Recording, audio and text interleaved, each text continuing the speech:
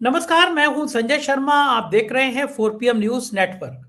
Cockroach party के बारे में जितना मोदी सरकार के मंत्री, मोदी जी के लोग, करीबी लोग अफवाह फैला सकते थे, उतना फैला रहे हैं। एक नौजवानों ने पूरी पार्टी का जायका खराब कर दिया, हवा खराब कर दी। और लोग कह रहे हैं कि साहब जॉर्ज सोरेस की फंडिंग है, विदेशी ताकतों का हाथ है। लेकिन बड़ा सवाल यह कि विदेशी ताकत भारत में इतना बड़ा खेल कर रही है और हमारे डोभाल साहब क्या कर रहे हैं। और बाद में ये साबित हो गया कि साहब ये 95% लोग जो पार्टी से जुड़े हैं वो सब तो इंडियंस हैं, नौजवान हैं। अब तो शायद एनडीए में भी फूट पड़ती नजर आ रही है। नायडू की पार्टी ने कहा है कि इस तरह लोगों के ट्विटर अकाउंट जैसे काकरोच पार्टी के या बाकी सोशल मीडिया अकाउंट नहीं ब्लॉक करना चाहिए। चलते हैं दैनिक भास्कर के राजनीतिक संपादक केपी मलिक के पास। बहुत सारी बातें हैं आज राजनीति की जो उनसे करनी है। चैनल को सब्सक्राइब करिएगा, ज्वाइन करिएगा। देखते हैं क्या कहते हैं मलिक साहब। 4 PM न्यूज नेटवर्क में बहुत बहुत स्वागत है केपी मलिक साहब, आपका हार्दिक अभिनंदन। बहुत बहुत धन्यवाद संजय जी, आपका, आपके दर्शकों का, आपकी पूरी टीम का बहुत बहुत धन्यवाद, बहुत आभार। और विशेष आभार उन लोगों का जो हमें कमेंट करते हैं, हमारा हौसला अफजाई करते हैं, उनके लिए विशेष धन्यवाद जी। आज आपने मेरी शर्ट पे, मेरे चश्मे पे कोई कमेंट नहीं किया, वरना आप जरूर कमेंट करते हैं। मैं बच गया आज। नहीं, देखिए, चश्मा तो आज आपका बहुत ज्यादा स्पेशल मुझे नहीं लग रहा है, लेकिन शर्ट जोरदार है आपकी। मुंबई है, आप रोज रोज क्या आपको आपकी शर्ट पर नजर लगाएं फिर आप कहेंगे कि नजर लग रही है। शर्ट तो मुंबई है आपकी, लखनऊ वाली शर्ट तो है नहीं है जी। मुंबई में ही हूँ और नजर तो आजकल भारतीय जनता पार्टी को लग गई है। ये भारतीय काकरोच पार्टी ने ऐसी नजर मारी है कि अब वो काला टीका लगा लें, काली हांडी टांग लें, नजर खत्म नहीं हो रही। और ऐसे ऐसे बयान देते हैं, अपने बयान में फंस जाते हैं। पार्टी पूरी एक सुर में सुर कहने लगी कि साहब ये जॉर्ज सोरेस की कारस्तानी है, अंतर्राष्ट्रीय साजिशें हैं और जितने फॉलोअर हैं विदेश के हैं। काकरोच पार्टी के संस्थापक ने पूरा रिकॉर्ड डाल दिया कि वही 95% तो भारत के ही लोग हैं। अब जैसे मैं हूं, मैंने काकरोच पार्टी के इंस्टाग्राम ट्वीट को फॉलो किया है, तो भाई मैं कोई जॉर्ज सोरेस की पार्टी से 25 पैसे भी जिंदगी में नहीं लिए, ना लेने की मंशा रखता हूं। हालांकि जॉर्ज सोरेस की पार्टी से तो भारतीय जनता पार्टी के कुछ मंत्रियों के बच्चों ने भी लिए हैं। जो मोदी सरकार में मिनिस्टर, उनके बच्चों का नाम भी आया जो जॉर्ज सोरेस से फंडिंग है। लेकिन ये ऐसे झूठे झूठे आरोप लगा के काकरोच पार्टी पे, और जब डाटा सामने देते हैं, सोनम वांगचुक ने भी कहा कि भाई इस तरह किसी की भावनाओं को, किसी की अभिव्यक्ति की आजादी को रोका नहीं जा सकता। और सबसे बड़ी बात यह है कि काकरोच पार्टी ने एनडीए में भी फूट डाल दी। चंद्रबाबू नायडू की पार्टी भी कह रही है कि अगर इस तरह नौजवानों की बातों को रोकना ठीक नहीं है, या तो साबित करिए आपकी अंतर्राष्ट्रीय साजिश है। और आप कर क्या रहे थे? अगर विदेशी ताकतें आके यहाँ पे पूरे देश में 2 करोड़ से ज्यादा लोगों को जोड़ ले रही हैं, तो आप क्या सो रहे थे, या आप अपने ऊपर सिर्फ पिक्चर ही बनाते रहते हैं? तो कुछ तो ऐसा है ना केपी मलिक साहब जो करना पड़ेगा आपको, या दिखाना पड़ेगा कि हकीकत में आप कर क्या रहे हैं। सिर्फ आप आरोप लगा दो, उससे तो काम चलने वाला नहीं। और एक काकरोच पार्टी ने पूरी सरकार के पसीने छुड़ा दिए, उस पर आपका क्या कहना है? देखिए संजय जी, अगर आप इसको देखें, इसके 2-3 नजरिए से हमें इस चीज को देखना पड़ेगा। सबसे पहले मैं यहीं से शुरू करता हूं कि चंद्रबाबू नायडू जैसे व्यक्ति को क्यों बोलना पड़ा। वो तो एनडीए के अहम किरदार हैं, और वो भी अगर ऐसा बोल रहे हैं, ऐसी परिस्थितियां बनेंगी कि वो मजबूर हो जाएंगे अलहदा होने के लिए और युवाओं के साथ आने के लिए, क्योंकि युवा तो आंध्र प्रदेश में भी है। युवा तो आंध्र प्रदेश की चंद्रबाबू पार्टी को भी वोट देता है। तो अगर वो उनके साथ रहेंगे तो उनको नुकसान होगा, लिहाजा वो इस तरह के बयान दे रहे हैं, और पार्टियां भी इस तरह के बयान देंगी। इसी से प्रभावित होके राहुल गांधी इस तरह की बात कर रहे हैं कि अगर यही हालात देश में रहे तो 1 साल के अंदर मोदी सरकार गिर जाएगी। राहुल गांधी ने ये बात कोई हवा में नहीं कही है। राहुल गांधी को सारी चीजें मालूम है, चाहे आपकी जो वैश्विक अर्थव्यवस्था है, भारत की अर्थव्यवस्था है, भारत में महंगाई चल रही है, भारत में तेल की दिक्कतें हैं। ये इतनी बड़ी दिक्कतें नहीं है जितनी नौजवानों के रोजगार की दिक्कत है। और एक तो आप रोजगार नहीं दे रहे हैं, दूसरा आप उनके जख्मों पर नमक छिड़कने का काम कर रहे हैं। युवा कहीं ना कहीं बहुत गुस्से में है, और उसको गुस्सा निकालने का एक प्लेटफॉर्म चाहिए था जिसके माध्यम हमारे चीफ जस्टिस ऑफ इंडिया बन गए, और उन्होंने उनको एक मौका दे दिया, एक आइडिया दे दिया। आज सोशल मीडिया का जमाना है, आज एआई का जमाना है, और ये दोनों चीजें अगर आप इसमें सहयोग देखेंगे तो युवाओं का जो सहयोग कर रहा है ये हमारी सोशल मीडिया कर रही है और एआई कर रही है। इसमें मैं मानता हूं कि 50% से अधिक योगदान एआई का है, 30% के लगभग योगदान सोशल मीडिया का है, और 20% योगदान देश के और दुनिया के युवाओं का है। जो भारतीय युवा देश से बाहर भी रहते हैं वो भी इस मुहिम में जुड़े हुए हैं। भारतीय जनता पार्टी इससे बौखलाई हुई है, इसमें कोई दो राय नहीं है। अगर भारतीय जनता पार्टी इतनी ही निश्चित होती तो सबसे पहले तो वो अकाउंट बंद नहीं करती, और अकाउंट बंद करती फिर उनके जो नेता हैं, उनके जो चंगू मंगू हैं, वो ये नहीं कहते कि ये तो पाकिस्तान पाकिस्तान हर चीज में अड़ा देते हैं, ये तो पाकिस्तानी फॉलोअर हैं, 50% से अधिक पाकिस्तानी फॉलोअर हैं। तो जो कॉकरोच पार्टी के संस्थापक हैं अभिषेक दीप के, उन्होंने स्क्रीनशॉट दे दिया, उन्होंने डिटेल दे दी कि भाई देखिए 94%, 94.7% हिंदू फॉलोअर हैं और इंडिया के फॉलोअर हैं, हिंदुस्तान के फॉलोअर हैं। तो अब आप क्या करेंगे? तो ये जो हवा हवाई भारतीय जनता पार्टी के नेताओं की चल रही है, और आज तो किरण रिजिजू उससे भी आगे चले गए कि इसमें सोरेस को भी हाथ है, ये हर जगह सोरेस को भी जोड़ देते हैं। उसके पहले कई दूसरे नेताओं ने भारतीय जनता पार्टी के कहा कि इसमें बाहर से फंडिंग हो रही है, विदेश में, ये तो विदेश से काम चल रहा है, तो आम आदमी पार्टी के सपोर्टर है। आप इसको जितना कुछ भी कहें, लेकिन जो मेन मुद्दा है, जो जो जो युवाओं का मामला है, उससे आप मुंह नहीं फेर सकते और आप भटका नहीं सकते युवाओं को। नीट का इतना बड़ा मुद्दा हुआ है, एग्जाम का इतना बड़ा मुद्दा हुआ है, आप उसको कैसे इग्नोर कर सकते हैं? तो मुझे लगता है कि ये चीफ जस्टिस ऑफ इंडिया ने युवाओं को एक बहुत बढ़िया मौका दे दिया है, और ये मामला इतनी जल्दी ठंडा होने वाला नहीं है। इसीलिए भारतीय जनता पार्टी की ओर से इसको दबाने के लिए, इनके सोशल मीडिया के अकाउंट जो है उनको बंद करने के लिए, उनको हैक करने के लिए, अपनी जो सोशल आर्मी है उसको एक्टिव करने के लिए कि इसको मुद्दे को डाइवर्ट किया जाए, तमाम जो है शाम धाम दंडभेद जिस प्रकार से भारतीय जनता पार्टी करती है वो इस मुद्दे पे भी कर रही है। लेकिन मुझे लगता है संजय जी, ये मुद्दा बहुत हॉट है, मुद्दा बहुत गर्म है, मुद्दा बहुत स्पेशल है, इसको आसानी से दबाना इतना आसान नहीं है, मुझे ऐसा लगता है, और ये मामला आगे जाएगा। जी मलिक साहब, मुझे भी लग रहा है कि मामला आगे जाएगा। इसी बीच मोदी जी भी युवाओं की बात कर रहे हैं, 51,000 या कुछ लोगों को, कुछ हजार लोगों को नौकरी दे दी, रोजगार युवाओं को, आके बड़ी बड़ी बातें कर रहे हैं। कितनी बड़ी बेरोजगारी है, क्या हाल है रोजगार का, उसमें ऊंट के मुंह में जीरा, ऐसी नौकरियों को देने की बात कर रहे हैं। लेकिन कारपोरेट भी जगत नौजवानों को निकाल रहा है, उनकी सैलरी आधी कर रहा है, सरकारी नौकरियां निकल नहीं रही हैं, पेपर लीक हो रहे हैं, नीट तक के पेपर लीक हो जा रहे हैं, परीक्षा रद्द हो जा रही हैं। ये परिस्थितियां जो हैं, चाहे वो सीबीएसई का एग्जाम हो, नीट हो, बेरोजगारी हो, यूथ, देश का युवा जो उबल रहा है, क्या सरकार को उस खतरे की आशंका है?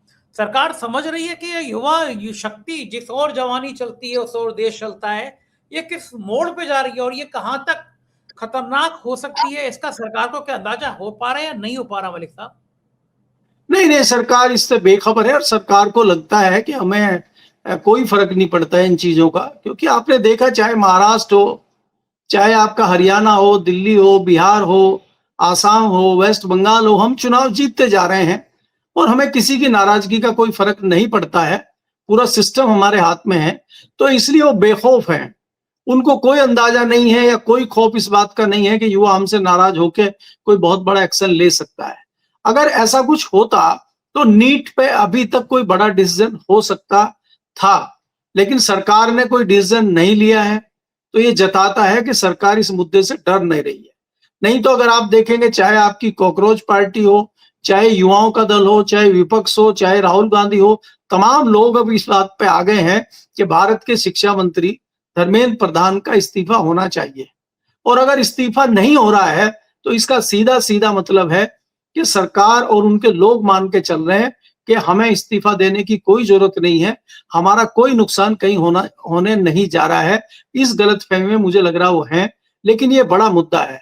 दूसरा संजय जी, आपने बेरोजगारी की बात की है, लोगों को निकालने की बात की है। आज ही मैंने खबर पढ़ी है कि अमेरिका में भी जो अमेरिकन कंपनियां हैं कई भारतीयों को निकालना शुरू कर दिया है और अब उनको वहां से डिपोर्ट करने की भी कुछ कुछ खबरें आने लगी हैं। अगर वहां तादाद ज्यादा बढ़ती है बेरोजगारों की, भारतीय बेरोजगारों की, तो उनको फिर डिपोर्ट भी किया जाएगा। अब आप देखिए, अगर आप थोड़ा सा इस विषय में जानते हैं कि जो बच्चे पढ़ाई करके तैयारी करके विदेशों में सेटल होते हैं, वहां नौकरी करते हैं, एक वो लोन लेके जाते हैं, वो लोन की भरपाई कर रहे होते हैं, एकाएक अगर उनकी जॉब जाती है और उनको भारत में डिपोर्ट कर दिया जाता है, तो उनके ऊपर जो इतना भारी भरकम एजुकेशन लोन है वो कैसे वो चुकाएंगे, वो कैसे डिप्रेशन में आ जाएंगे, उसका परिवार क्या करेगा। इस हालात को सोचने और समझने की आवश्यकता है।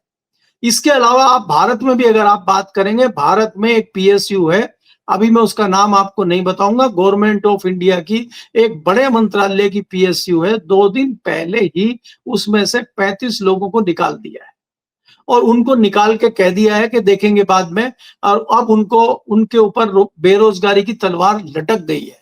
जिसको आप सेंट्रल गवर्नमेंट की नौकरी कहते थे, उससे एकाएक आपको बाहर कर दिया है। तो ये हालात देश में और विदेशों में अगर भारतीय युवाओं के लिए बन रहे हैं, तो इसका हश्र आने वाले समय में क्या होगा, इसकी कल्पना आप कर सकते हैं। तो इसलिए आपका ये कहना कि ये मामला कितने आगे तक बढ़ेगा, युवाओं का कितना मामला आगे बढ़ेगा, बेरोजगार युवा क्या करेंगे, कॉकरोच पार्टी कहां तक जाएगी, क्या हालात होंगे, अभी इसमें आपको देखना होगा, क्योंकि परिस्थितियां तो गंभीर दिखाई दे रही हैं। जी बिल्कुल ठीक है ना मलिक साहब। और मैं नौजवानों के अलावा, चूंकि आप समाज के विभिन्न तबकों से बहुत संपर्क करते हैं, आप एक्टिविस्ट के संपर्क में रहते हैं, आप नेताओं के संपर्क में रहते हैं, एक लंबा चौड़ा आपका सामाजिक सर्कल है और समाज के हर वर्ग से आपका संपर्क रहता है। मलिक साहब, मैं ये जानना चाहूंगा, जो मध्यम वर्ग के लोग हैं, मध्यम वर्गीय परिवार हैं, जो एक बहुत बड़ी ताकत रखते हैं, लेकिन उन बेचारों को हमेशा इलायची की तरह इस्तेमाल किया जाता है, बिरयानी में काली मिर्च की तरह इस्तेमाल किया जाता है। जब बिरयानी बन रही होती है तो इलायची डाली जाती है, टेस्ट अच्छा आ जाए, काली मिर्च डाल दी जाती है, लेकिन जब खाने का नंबर आता है तो उसको निकाल दिया जाता है। तो ये जो मध्यम वर्गीय परिवार हैं, इनको मोदी जी ने अपना इलायची और काली मिर्च समझ लिया है कि ये बेचारे जाएंगे कहाँ। और मुझे लग रहा है पिछले कुछ सालों में सबसे ज्यादा कमर किसी की टूटी है तो इस मध्यम वर्ग की टूटी है। हाल देख लीजिए, पेट्रोल डीजल लगातार धीरे धीरे करके, मतलब मौत का इंजेक्शन की सिरिंज भी धीरे धीरे करके लगा रहे हैं। वो 5 रुपए बढ़ गया और लोग कह रहे हैं 20 रुपए तक बढ़ेगा। अगर इकट्ठा बढ़ा देंगे तो क्रांति आ जाएगी, लोग सड़क पे आ जाएंगे। 90 पैसे करके बढ़ाते रहो। नतीजा ये है कि सीधा जेब पे पड़ रहा है, राशन महंगा हो रहा है, तेल महंगा हो रहा है, सब्जी महंगी हो रही है, हर चीज महंगी हो रही है। मध्यम वर्गीय परिवार जो मोदी जी को भगवान विष्णु का अवतार कहते थे, अब उनकी क्या हालत है, क्या लगता है आपको? नहीं, देखिए संजय जी, जिस प्रकार से धीरे धीरे महंगाई बढ़ रही है, तेल के रेट बढ़ रहे हैं, जो सबसे बुनियादी चीज है, ब्रेड पे सीधे 5 रुपए बढ़ गए। इधर पेट्रोल पे 5 रुपए बढ़े, उधर ब्रेड पे 5 रुपए बढ़ गए हैं, दूध पे 2 रुपए बढ़ गए हैं, बाकी सब्जियों पे या किसी भी चीज पे आप देखेंगे, खाने के राशन पे तमाम पैसे बढ़ गए हैं, किसी पे 2 रुपए, किसी पे 5 रुपए, उस तरह से पैसे बढ़ गए हैं। और अभी तक एक दौर हुआ है कि सरकार ने पहले 3 रुपए बढ़ाए, फिर 90 पैसे बढ़ाए, फिर 97 पैसे बढ़ाए, करीबन 5 रुपए सरकार ने बढ़ाए हैं और 5 रुपए इधर बढ़ गए हैं। तो इसका सीधा सीधा मतलब है कि जितना पैसा उधर बढ़ेगा, इतना इधर बढ़ जाएगा और सबसे ज्यादा प्रभावित उसमें मध्यम वर्गीय होगा। भारतीय जनता पार्टी मध्यम वर्गीय को जानती है कि उसको हमें कैसे भरमाना है, कैसे उसको इलेक्शन में अपने साथ लेके आना है, वो भारतीय जनता पार्टी बखूबी जानती है। उसको जातिवाद में तोड़ देना है, उसको धार्मिक एजेंडे पे लेके आ जाना है, उसको क्षेत्रवाद में बांट देना है, उसको जातिवाद में बांट देना है, हिंदू मुस्लिम कर देना है, उसको अपने साथ लेना है। आपको याद होगा कि हिंदू खतरे में है और भारतीय जनता पार्टी की सरकार है और देश मजबूत हाथों में है और हिंदू खतरे में है। तो मध्यम वर्गीय समझ नहीं पा रहा है कि दोनों बातें एक साथ कैसे हैं, कि जब देश मजबूत हाथों में है तो हिंदू खतरे में कैसे है। देश बढ़िया चल रहा है क्योंकि अब्दुल टाइट है, तो हमें अब्दुल को टाइट रखना है, खर्चा चाहे जितना बढ़ जाए। अभी देखिए आप, उत्तर प्रदेश में संजय जी इलेक्शन है, लेकिन बड़ी मजेदार चीजें उत्तर प्रदेश में हो रही हैं। कि एक तरफ तो दिल्ली है और एक तरफ लखनऊ है। बाबा का सोटा वहां घूम रहा है लखनऊ में, और दिल्ली से पैंतरेबाजी चल रही है। दिल्ली से भेजा गया है आपके ऊर्जा मंत्री को, और ऊर्जा मंत्री गुजरात के गुजरात कैडर के आईएएस हैं, और वो पहले एमएलसी बन के और वहां मंत्री बन के ऊर्जा मंत्रालय चला रहे हैं। और बाबा जो है बीच बीच में उनको पूछ रहे हैं कि बिजली कब आएगी, तार कहाँ जुड़े हुए हैं। तो हमारा कहना है तार तो उनके गुजरात जुड़े हुए हैं, या गुजराती लॉबी से जुड़े हुए हैं, तार तो उनके दिल्ली जुड़े हुए हैं, तो बिजली यूपी में कहां से आएगी। बात यह हो रही है कि आज तमाम जो बाबा के ग्रुप के विधायक हैं वो चिट्ठी इनके खिलाफ लिख रहे हैं, भाई बिजली नहीं आ रही है। और दिल्ली के जो पत्रकार हैं उनसे ट्वीट कराए जा रहे हैं कि दिल्ली में बिजली, लखनऊ में बिजली की बहुत बड़ी समस्या है, उत्तर प्रदेश में बिजली की बहुत भारी किल्लत है, और नोएडा तो तड़प रहा है बिना बिजली के, क्योंकि सारे पत्रकार तो दिल्ली वाले नोएडा में ही रहते हैं अधिकतर। तो सब ट्वीट कर रहे हैं। तो जब हमने देखा कि लगातार ये क्रांतिकारी जो बड़े बड़े पत्रकार हैं, चाहे वो रजत शर्मा हो, चाहे तमाम इस लेवल के पत्रकार हो, इनको एकाएक लखनऊ कैसे याद आ गया। अरे दिल्ली में नीट हो रहा है, दिल्ली में तेल का मामला हो रहा है, महंगाई हो रही है, युवा परेशान है, इनका ध्यान एकाएक लखनऊ पहुंच गया, ये क्या है। तो देखिए अभी भी नूरा कुश्ती दिल्ली और लखनऊ की जारी है। युवा कहीं जाए, कॉकरोच पार्टी कुछ भी करे, भारतीय जनता पार्टी का इंटरनल युद्ध चल रहा है, क्योंकि अभी युद्ध उत्तर प्रदेश में होना है, और जिसकी कर्मभूमि और जिसका कुरुक्षेत्र लखनऊ में बनाया जाएगा। तो अभी लखनऊ की जो लड़ाई लड़ी जाएगी, भारतीय जनता पार्टी उसकी तैयारी कर रही है। युवा कहीं जाए, कॉकरोच कहीं जाए, और जो है परजीवी कहीं जाए, बाकी लोग कहीं जाए, इनकी तैयारी चुनाव की चल रही है। बहुत तेजी से चुनाव की तैयारी भारतीय जनता पार्टी संजय जी कर रही है। जी, क्या लगता है आपको कि योगी आदित्यनाथ को जो घेरने की रणनीति बन रही है, योगी आदित्यनाथ को जो फंसाने की रणनीति बन रही है, क्या वो कामयाब हो पाएगी? और भारतीय जनता पार्टी उत्तर प्रदेश में जिस तरह आंतरिक कलेश में उलझी हुई है, केशव मौर्य और ब्रजेश पाठक अलग सुर अपना रहे हैं। हालांकि योगी आदित्यनाथ पिछले दिनों ब्रजेश पाठक के घर में गए, उन्होंने एक पाठ कराया भगवान जी का, तो सुंदरकांड का या ऐसी कोई पाठ था, उसमें गए योगी आदित्यनाथ। तो चर्चा का विषय बना, क्योंकि इससे पहले योगी आदित्यनाथ एक बार केशव मौर्य के घर में भी गए थे जब 2022 का रिजल्ट आया था। तो उसके बाद ये हुआ था कि भाई अगर आपको दोबारा मुख्यमंत्री बनना है तो केशव मौर्य एडजस्ट करने पड़ेंगे। तो योगी आदित्यनाथ अपना सब ईगो शांत करके और अपना थोड़ा सा गुस्सा कम करके केशव मौर्य के घर गए थे। और इस बार जब ब्रजेश पाठक ने कमान संभाली, ब्राह्मणों की, शंकराचार्य की चोटी खींचने की, बटुक को सम्मान देने की, तो लोगों को लगा कि अब ब्रजेश पाठक ने सीधा मोर्चा खोल दिया योगी आदित्यनाथ के खिलाफ। तो योगी आदित्यनाथ ब्रजेश पाठक के घर पहुंच गए। तो क्या ये माना जाए कि योगी जी भी अपना गुस्सा छोड़कर अच्छे पॉलिटिशियन बन गए हैं?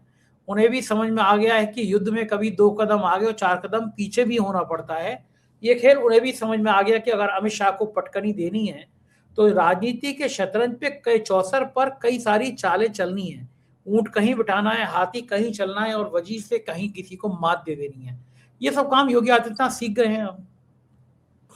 नहीं, इसमें कोई दो राय नहीं है संजय जी के। लगभग 10 साल पूरे होने वाले हैं योगी जी को मुख्यमंत्री के रूप में, और कई सारी पैंतरेबाजी और राजनीतिक पैंतरेबाजी, सियासी पैंतरेबाजी जो होती है वो सीख गए हैं। अगर वो नहीं सीखे होते तो कब के हट चुके होते। और अभी भी हटाने में उनके कोई कमी नहीं है, कोई किसी भी तरफ से कोई कोर कसर छोड़ी नहीं जा रही उनको हटाने के लिए। और जिस तरह से हम देख रहे हैं कि गुजरात लॉबी मजबूती से आगे बढ़ रही है, बहुत बड़ा एक अचीवमेंट हासिल किया है, वेस्ट बंगाल को जीत के अपना दबदबा कायम रखा है गुजरात लॉबी ने। लेकिन जब वो यूपी में जाती है, यूपी के मोर्चे पे कहीं ना कहीं फेल दिखाई देती है, तो हमें लगता है कि बाबा का दबदबा इनसे कहीं अधिक बरकरार है। बाबा के सामने ये पस्त हो जाते हैं, बाबा के सामने कुछ नहीं कर पाते। इसका क्या कारण है, ये ज्यादातर लोगों को समझ में नहीं आ रहा है। मेरा मानना यह है कि बाबा भी रणनीतिक तरीके से राजनीति कर रहे हैं, और वो इतनी आसानी से हट नहीं रहे। दोनों तरफ जो है तू डाल डाल में पात पात, दोनों तरफ से सारी तैयारियां चल रही हैं, पैंतरेबाजी चल रही है, कोशिशें चल रही हैं, सियासत हो रही है, दोनों तरफ से वार हो रहे हैं, लेकिन कब्जे में कोई किसी के नहीं आ रहा है। आज की डेट में अगर आप देखते हैं संजय जी, मुझे लगता था कि जब वेस्ट बंगाल के चुनाव के बाद एक हफ्ते तक लगा था कि शायद योगी जी का वक्त अच्छा नहीं है, और जो दिल्ली का गोदी मीडिया था उसने माहौल भी बनाया था कि बहुत जल्दी योगी जी हट जाएंगे। लेकिन अब मुझे नजर आ रहा है कि योगी जी फ्रंट फुट पे खेल रहे हैं और गुजरात लोग अभी बैक फुट पे है। तो अभी तो मुझे कोई ऐसे आसार कहीं दिखाई नहीं दे रहे हैं कि बाबा कमजोर स्थिति में है, क्योंकि बखूबी जानते हैं ये भी कि बाबा का जो नेटवर्क है, बाबा की जो वहां पे उत्तर प्रदेश में एक अपनी क्या बोलते हैं प्रसिद्धि है, बाबा के बिना उत्तर प्रदेश में भाजपा का सरवाइव करना मुश्किल है। तो इसलिए गुजरात लॉबी बहुत ही स्टिक होकर उनको हटाने की कोशिश करेगी या हटा पाएगी, इस पे मुझे थोड़ा संशय है। लेकिन कल को क्या होगा ये तो अभी कहा नहीं जा सकता, लेकिन ये मैं जरूर निश्चित तौर पे कह सकता हूं कि बाबा आज बहुत मजबूत स्थिति में दिखाई दे रहे हैं। इतनी आसानी से इनको हटाना मुझे नहीं लगता है, क्योंकि जिस प्रकार से बीच में फुटबॉल बने हुए हैं ए.के. शर्मा जो दिल्ली के प्रतिनिधि वहां पे हैं, और जिस प्रकार से उत्तर प्रदेश में इतनी बड़ी बिजली की समस्या चल रही है, उसको देखते हुए बाबा डर नहीं रहे हैं, घबरा नहीं रहे हैं। तो इससे लगता है कि बाबा की स्थिति मजबूत है, और गुजरात लोग भी मुझे नहीं लगता कि उनको कोई नुकसान पहुंचा पाएगी। जी मलिक साहब, जब भी उत्तर प्रदेश में कोई घमासान होता है तो संघ के बड़े बड़े लोग लखनऊ आ जाते हैं। बहाना कुछ और मनाया जाता है, ये कार्यक्रम वो कार्यक्रम। मोहन भागवत भी आ गए हैं लखनऊ। संघ की क्या हालत कर दी है मोदी जी ने, किसी से छुपा नहीं है, बैंड ही बजा दी है। ऐसे दौर में जब योगी जी को हटाने को, योगी जी को फंसाने की कवायद चल रही है, मोहन भागवत का उत्तर प्रदेश का दौरा क्या 2027 के संदर्भ में देखा जा सकता है? देखिए संजय जी, अगर आप मोहन भागवत जी की आरएसएस प्रमुख की बात करते हैं, तो मुझे नहीं लगता कि वो आज की डेट में बहुत ज्यादा कोई हॉट टॉपिक है या आरएसएस की कोई बहुत चर्चा हो रही है। आरएसएस की चर्चा कम हो गई है वेस्ट बंगाल का चुनाव जीतने में, और भारतीय जनता पार्टी के तमाम लोगों को लगने लगा है कि आरएसएस कोई बहुत महत्वपूर्ण स्थिति में आज की डेट में कहीं दिखाई नहीं दे रही। सारे जो फैसले हैं वो गुजरात लॉबी कर रही है, सारे फैसले अमित शाह ले रहे हैं, और पार्टी के अंदर बाहर जो भी चल रहा है सारे फैसले वहीं से होते हैं। नागपुर आज की डेट में कमजोर स्थिति में दिखाई देता है। मोहन भागवत जी कहीं आ रहे हैं, जा रहे हैं, इसका कोई बहुत प्रभाव कहीं पड़ेगा मुझे नहीं लगता। और मैं को खास इत्तेफाक भी इस बात से नहीं रखता कि उत्तर प्रदेश में अगर मोहन भागवत जी आए, वो कोई विशेष एजेंडा लेके आए हैं या कोई विशेष तौर पे वो कोई बहुत बड़ी चीज करने आए हैं। मुझे ऐसा अभी कुछ लग नहीं रहा है। देखिए संजय जी, अभी क्या है, चौसर तो तैयार हो रही है उत्तर प्रदेश में। जिस प्रकार से आप देख रहे हैं कि अखिलेश यादव बहुत ही उत्साहित हैं, वो अपने पीडीए को लेकर, उनको लगता है कि पीडीए का फॉर्मूला बहुत अच्छा चला है। दूसरा, राहुल गांधी भी कहीं ना कहीं बहुत उत्साहित है, उनको भी लगता है कि हमारा खाता तो खुल ही चुका है और हमें भी कुछ बढ़ोतरी होगी, हमें भी कुछ हमारी मेंबरशिप में बढ़ोतरी उत्तर प्रदेश में होगी। तीसरा, आज आपने देखा कि मायावती जी भी एक्टिव हो गई है, मायावती ने भी मीटिंग बुलाना शुरू कर दिया है। तो अब वो क्या जो है उत्तर प्रदेश में कर पाएंगी, कि क्या रणनीति करेंगी, किसके साथ मिलकर चुनाव लड़ेंगी, अभी थोड़ा सा मुझे लगता है कि 1-2 महीने में तस्वीर साफ होगी कि क्या माहौल बन रहा है। भारतीय जनता पार्टी इतनी आसानी से अपने हथियार नहीं रखेगी। भारतीय जनता पार्टी भी, जैसे मैंने पिछली बार आपके चैनल पे ही कहा था, कि भारतीय जनता पार्टी, जो हमारे सूत्र हमें बता रहे हैं, एक तीसरे मोर्चे की फिराक में है कि एक तीसरा ऑप्शन ऐसा दे दिया जाए जनता को, कि जहां जनता भारतीय जनता पार्टी से परेशान है, भारतीय जनता पार्टी से नाराज है, वो सीधे सीधे समाजवादी पार्टी में ना जाके तीसरे मोर्चे में चली जाए। और उस मोर्चे में वो भीम आर्मी के चीफ चंद्रशेखर और ओवैसी, हनुमान बेनीवाल और बाकी जो दूसरी छुटपुट पार्टियां हैं, इनको सबको जोड़ के एक थर्ड फ्रंट बना दें और उसमें लोगों को ऑप्शन के रूप में दे दें। और इनको सब जगह चुनाव लड़ाने के लिए बोला जाए कि उत्तर प्रदेश की 400 की 400 सीटों पे ये थर्ड फ्रंट चुनाव लड़ाए और लोग इनकी तरफ जाएं। इस तरह की योजनाएं भी बन रही है, लेकिन कितनी योजनाएं बनेंगी, क्या बनेगा, अभी मुझे लगता है थोड़ा अर्ली है। धीरे धीरे हमें इन चीजों से पर्दा हटता हुआ नजर आएगा और साफ चीजें दिखाई देने लगेंगी, तभी हम कुछ कह सकते हैं कि यूपी का मामला किस ओर जाता हुआ दिख रहा है। लेकिन आज के दौर में आप ये कह सकते हैं कि उत्तर प्रदेश की जनता बिजली के मामले पे बहुत त्रस्त है, क्योंकि बिजली मंत्री जो है वो रामधुन गा रहे हैं। बिजली मंत्री के पास अगर कोई शिकायत लेके जाता है, 18-18 घंटे की कटौती हो रही है, और जैसे ही बिजली मंत्री के पास कोई जाता है, वो जय श्री राम और जय बजरंगबली के नारे लगवा के गाड़ी में बैठ के चले जाते हैं। ये तो पिछले साल से ही चल रहा है। दूसरी बात, अभी इन्होंने अखिलेश यादव ने बिजली के मामले पे एक लंबा चौड़ा ट्वीट किया था, फिर उसी अंदाज में मंत्री जी ने एक लंबा चौड़ा जो है जवाब उनको दिया और उनके जमाने की याद उनको दिलाई। और वो उन्होंने देखिए, बाकी चीजों पर मंत्री जी नहीं बोल रहे हैं, लेकिन अखिलेश जी को जरूर लंबा चौड़ा जवाब उन्होंने दिया और 10 साल पहले की बातें उन्होंने बताई। 10 साल की नहीं बता पा रहे हैं वो, या 5 साल की नहीं बता रहे हैं, पिछले 5 महीने का रिकॉर्ड मंत्री जी नहीं बता पा रहे हैं, लेकिन 10 साल 20 साल पुरानी बातें जरूर बता रहे हैं, उसी अंदाज में जिस अंदाज में मोदी जी पार्लियामेंट में खड़े होके नेहरू की, इंदिरा गांधी की या लाल बहादुर शास्त्री की बातें बताते हैं, उसी अंदाज में उत्तर प्रदेश के ऊर्जा मंत्री अखिलेश यादव और पुराने मुख्यमंत्री की बातें बता रहे हैं। जी बिल्कुल ठीक कह रहे हैं, हालात राजनीति के कुछ कुछ ऐसे ही हो रहे हैं। बहुत बहुत शुक्रिया मलिक साहब, आपने मुझसे बातचीत की, समय दिया, धन्यवाद। ये थे केपी मलिक जी, और बहुत धारदार तरीके से उन्होंने बात करी। बताइए कि जब सरकार से सवाल किया जाएगा तो आपका सोशल मीडिया अकाउंट बंद कर दिया जाएगा, जब सरकार से सवाल कर दिया जाएगा तो आपको बायकॉट कर दिया जाएगा। क्या लोकतंत्र यही है? नौजवानों की क्रांति की बात सुनते ही सरकार को पसीना आ रहा है, मध्यम वर्ग कराह रहा है, तबाह हो रहा है, लेकिन सरकार को होश नहीं है। उत्तर प्रदेश में बिजली के हाहाकार मचा हुआ है, पेट्रोल पंपों पर देश भर में लाइनें लग रही हैं, सरकार पता नहीं कहां है। आप क्या सोचते हैं? कमेंट करके जरूर बताइएगा। चैनल को सब्सक्राइब करिएगा। शुक्रिया, थैंक यू।